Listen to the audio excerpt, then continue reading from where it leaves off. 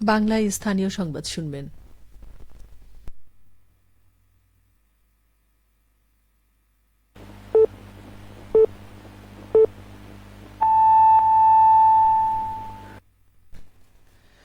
আসসালামু আলাইকুম। সন্ধে ৭টা। বাংলাদেশ বেতার, রাজশাহী। স্থানীয় সংবাদ পড়ছি মাসুম আখতারুজ্জামান অনিক। নির্বাচন কমিশনার ব্রিগেডিয়ার জেনারেল অবসরপ্রাপ্ত আবুল ফজল মোহাম্মদ সানাউল্লাহ বলেছেন, আগামী নির্বাচন হবে ভাবমূর্তি পুনরুদ্ধারের নির্বাচন। কমিশন অবাধ, সুষ্ঠু, নিরপেক্ষ নির্বাচনের দিক নির্দেশনা, পরিকল্পনা ও রূপরেখা প্রদান করবে। বাস্তবায়নের দায়িত্ব মাঠ পর্যায়ের সবার। সুষ্ঠু নির্বাচনের পূর্ব শর্ত হল একটি সুন্দর, স্বচ্ছ এবং বিতর্কহীন ভোটার তালিকা। নির্বাচন কমিশন এই কাজটি নিশ্চিত করার কাজ করছে। তিনি আজ দুপুরে নওগাঁ জেলা প্রশাসনের সম্মেলন কক্ষে মাঠ পর্যায়ের তথ্য সংগ্রহকারী ও সুপারভাইজারদের সঙ্গে অনুষ্ঠিত এক মত বিনিময় সভায় এসব কথা বলেন।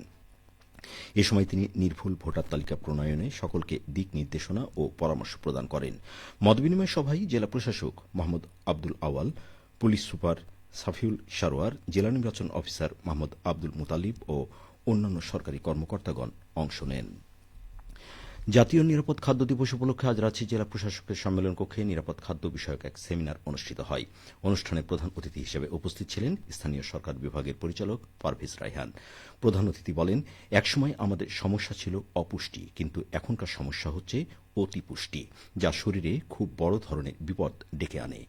এর কারণে ধীরে ধীরে আমাদের শরীরের অর্গানগুলো দুর্বল হয়ে যাচ্ছে, ফলে জটিল রোগ দেখা দিচ্ছে। খাবার প্রস্তুতকারীদের উদ্দেশ্যে তিনি বলেন, নিরাপদ খাবার প্রস্তুত করতে হবে। আমরা এককভাবে কেউ এই সমস্যার সমাধান করতে পারব না। আমরা যদি সচেতন না হই, তাহলে এ সমস্যার সমাধান কখনোই সম্ভব হবে না। অনুষ্ঠানে মূল প্রবন্ধ উপস্থাপন করেন নিরাপদ খাদ্য অফিসার মোহাম্মদ ইয়ামিন হোসেন। জেলা প্রশাসক আফিয়া আক্তারের সভাপতিত্বে অনুষ্ঠানে বিশেষ অতিথি হিসেবে উপস্থিত ছিলেন স্থানীয় সরকার বিভাগের উপপরিচালক মোহাম্মদ জাকিউল ইসলাম, অতিরিক্ত জেলা প্রশাসক মোহাম্মদ মহিনুল হাসান, আরএমপির অতিরিক্ত পুলিশ কমিশনার মোহাম্মদ রকিবুল হাসান ইবনে রহমান। এদিকে জাতীয় নিরাপদ খাদ্য দিবস উপলক্ষে বগুড়ায় র্যালি ও নিরাপদ খাদ্য বিষয়ক সেমিনার অনুষ্ঠিত হয়েছে। খাদ্য হোক নিরাপদ, সুস্থ থাকুক জনগণ প্রতিপাদ্যকে সামনে রেখে জেলা প্রশাসন ও জেলা নিরাপদ খাদ্য কর্তৃপক্ষের আয়োজনে আজ সকালে জেলা প্রশাসক কার্যালয় থেকে র্যালি বের হয়ে শহরের প্রধান প্রধান সড়ক প্রদক্ষিণ করে। পরে জেলা প্রশাসক কার্যালয়ের সভাকক্ষে সেমিনারে প্রধান অতিথির বক্তব্য দেন জেলা প্রশাসক হোসনা আফরোজা। অতিরিক্ত জেলা প্রশাসক পিএম ইমরুল কায়েসের সভাপতিত্ব করেন। রাজশাহী বিশ্ববিদ্যালয়ের রোভার স্কাউট গ্রুপ আয়োজিত বার্ষিক ক্যাম্প দীক্ষা অনুষ্ঠানের মধ্য দিয়ে শেষ হয়েছে। ৩০ জানুয়ারি বিকেলে শুরু হয়ে আজ সকালে এর সমাপ্ত হয়। এর আগে গতকাল সন্ধ্যায় রোভার ডেনের সামনের চত্বরে অনুষ্ঠিত হয় মহাতাবু জলসা। এই আয়োজনে অতিথি হিসেবে উপস্থিত ছিলেন উপ উপাচার্য প্রশাসন প্রফেসর মোহাম্মদ মাইনউদ্দিন ও উপ উপাচার্য শিক্ষা প্রফেসর মোহাম্মদ ফরিদউদ্দিন খান।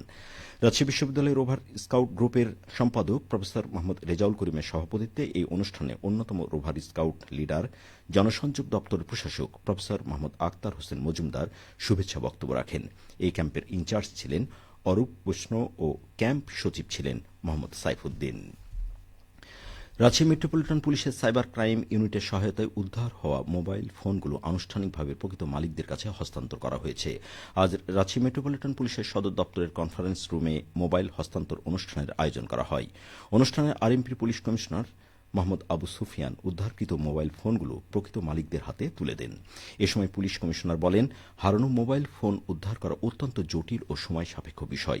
রাজশাহী মহানগরীর বিভিন্ন এলাকায় হারিয়ে যাওয়া মোবাইল ফোনগুলোর জন্য সংশ্লিষ্ট থানায় করা সাধারণ ডায়েরির তথ্যের ভিত্তিতে আরএমপি সাইবার ক্রাইম ইউনিটের অত্যাধুনিক প্রযুক্তি ব্যবহার করে ফোনগুলো উদ্ধার করেছে। এছাড়াও আরএমপির অন্যান্য থানাগুলিকেও হারানো মোবাইল ফোন উদ্ধারে প্রযুক্তি দিয়ে সহায়তা করে যাচ্ছে তারা। গত জানুয়ারি মাসে আরএমপি সাইবার ইউনিট 52টি এবং আরএমপির অন্যান্য থানা 60টি হারানো মোবাইল ফোন উদ্ধার করেছে। অনুষ্ঠানে অন্যদের মধ্যে উপস্থিত ছিলেন আরএমপির বিশেষ police super Mohammad Khorshed Alam, Boalia crime বিভাগের উপ পুলিশ কমিশনার অনির্বাণ চাকমা।